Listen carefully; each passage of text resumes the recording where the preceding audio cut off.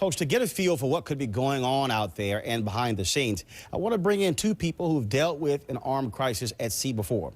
Joining us is Kirk Lippold, former commander of the USS Cole, the destroyer attacked by terrorists back in 2000. Also, James Christodoulou of Industrial Shipping Enterprises based in Stamford, Connecticut. One of his company's ships was captured by Somali pirates back in November. And Kirk, I want to start with you. We always hear the U.S. government, they don't negotiate with terrorists. So exactly what are the FBI and the Navy allowed to do in this situation, and what can't they do?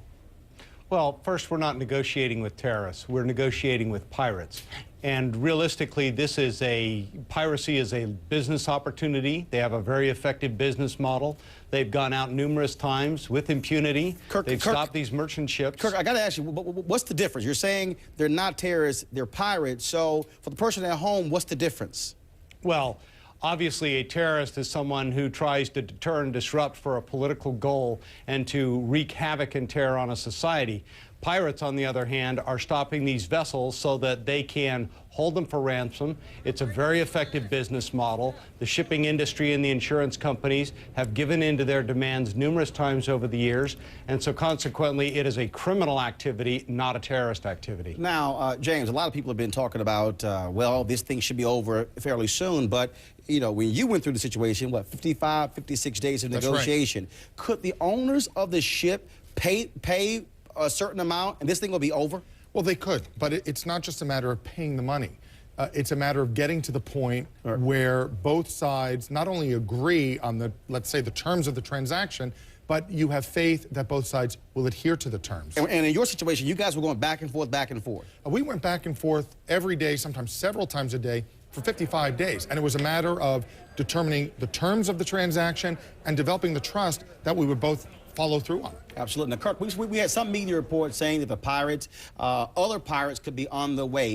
You possibly see this happening or playing out that way?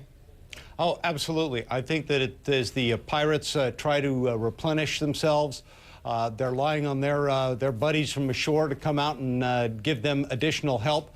That also enters into the negotiating process because, quite frankly, I don't think the U.S. Navy, in concert with the FBI and the Navy commander's chain of command, is going to allow them to just come right over the horizon, come up next to that lifeboat and do what they need to do.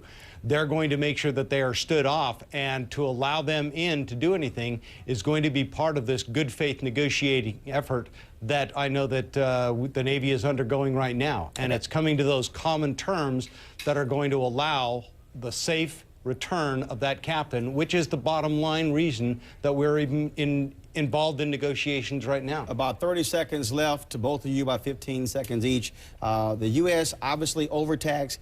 We can't sit here on every situation dedicate these kinds of resources. So is the Pentagon's anti-piracy task force, is it working? Does this make any sense to keep doing this? Well, the response now, what they're doing now with the destroyer is a little bit like using a bazooka to kill a fly. I mean, it's a small boat with pirates in it. Where we need, I think, really to deploy our resources is on prevention and defense. And let me just say that my heart goes out to the captain held by these pirates. There are 16 other ships and over 300 other crew also being held by pirates. They're all related one big incident. And what we do with this one captain may have repercussions and ramifications on the other crew being held. Kirk, 10 seconds real quick.